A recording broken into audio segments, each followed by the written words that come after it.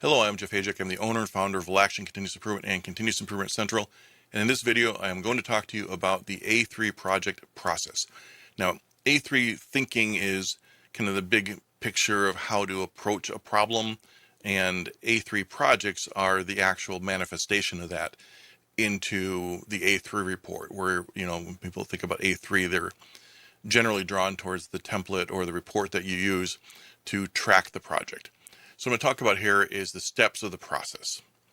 So in getting into this a little bit, so this is a disciplined approach. The idea is when you have structure to your problem solving, you're going to be a lot more effective at getting all the steps without missing things, without doing them incorrectly, without taking shortcuts.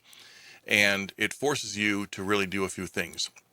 And the first is because you're using this regimented process, you're going to be thinking a lot more deeply about the problems you're facing.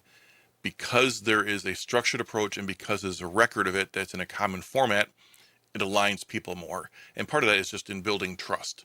So if somebody sees a A3 report and it's mostly filled out, 3/4 of the way through because the project is in process, if they're asked a question to help out the project, they can look at the report and they can understand that things are on track, that things have been done the proper way. If somebody just comes up and asks without any of that documentation, without the report in their hand and says, can you help me with this? There's a lot more questions that need to be asked. There's a lot more determining if that's the best way to go, if they've done their homework, if they're asking for something that's been thoroughly vetted or not. So there's a lot of trust that comes from it, and that's what creates this alignment. And then because it is a project that has resources applied to it, you're more likely to see action come from this project rather than just having people talking about things. And then that leads to results. So what are the steps? The first thing is not shown on here, but step 0, if you will, is identify that you have a problem. So most people, especially in their home life, will tolerate problems for so long because they stop recognizing them as problems. They just start seeing them as the way things are. So one of the first things you have to train yourself in any kind of A3 thinking is to learn to not tolerate things that are just incorrect. So we often, like I said, we often just accept things as being the reality and we just kind of filter out that it's actually a problem. And problems, I define a problem as a gap between expectations and reality. So anytime you have higher expectations than what things are, don't just accept that as the way things are. Tag it as a problem. You may not get to it right away, but that's my little side spiel here. And another little side thing here is I do want to point out that this is a poster as part of our passive learning system, and that is really designed to accompany our training and resource platform. So if you have an A3 report that you want to work on, you can use these posters to put around the areas where the project is starting, or if you want to put it in your leadership room when you're doing your ops reviews or things like that. The idea is you get people more engaged in tools like this if you can put the posters up on the wall, even if they stop and look at them a little bit over the course of a week. We have something like 85 posters right now, and it's always growing. So you'll have enough to be able to cycle through and keep it interesting for people. Lunchrooms, hallways, things like that. Anywhere that people pass by regularly.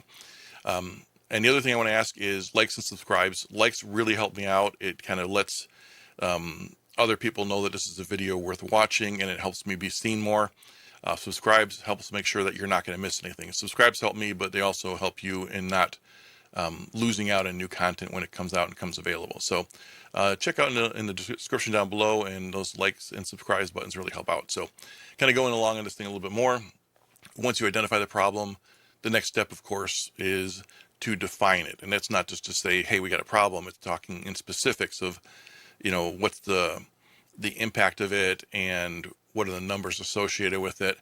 And that leads right into understanding the current condition. So the current condition is now you have a problem here, but now you're going to look at the whole process around it and understand everything that you can about it. So this is where you're going to spend a lot of time because you want to make sure you have a thorough understanding. This is where you do your time observations and you do your Gemba walks and you do flow charts and you do all the things that are going to document the process the way it is, and you're going to uncover every rock or turn over every rock and make sure that there's no, whatever the expression is, no stone unturned.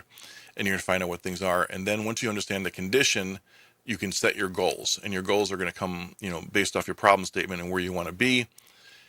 The most important part of any A3 project is the root cause analysis, because if you don't get the root cause right, you're not going to solve the problem ever. What you're going to do is you're going to treat a symptom and it's going to come out in a different way sideways. So if you're going to spend all these resources on a problem, make sure you nip it down at the very bottom, take it out root and stem, and get the whole problem resolved permanently. If you just treat a symptom, it's going to come back.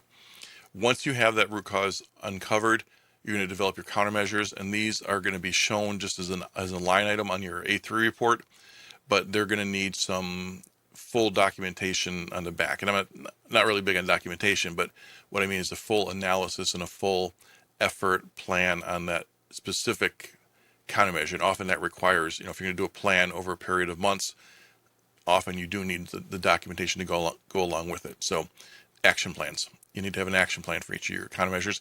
And you also need to do your countermeasure calculus. And that means that you're going to take all of your countermeasures, add up all the projected impact, and make sure that closes the gap between where you are and the goal. Then, of course, you're going to implement the plan. You're going to make sure that the results are measured effectively and that you are hitting your targets. And then you're going to, of course, when you measure it and look at those, you're going to do your PDCA cycle and make sure that you keep improving until you hit your target. So if you measure, you don't hit something, you're going to go back and keep working on it.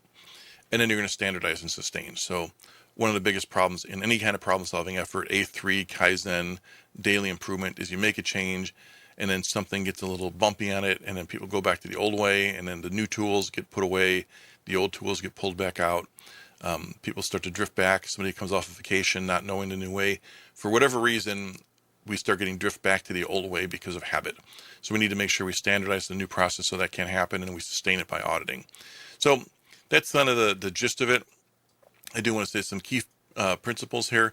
When you're doing an A3 report, don't just rely on the method. Think through with what the principles behind it are. So, when you look at all these different things over here, facts, not opinions, see for yourself. We're talking a lot about learning and a lot about, sustaining and understanding the condition. Root cause, not symptoms, iterate and not and adjust. That's a PDCA cycle is embedded in here. And then once you have your results and you like them, you need to make sure you standardize. So that's a very quick lowdown of this poster.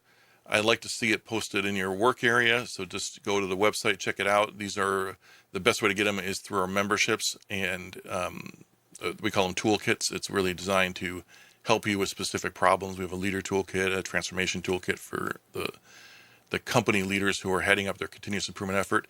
Again, like and subscribe. Have a good day. Thank you.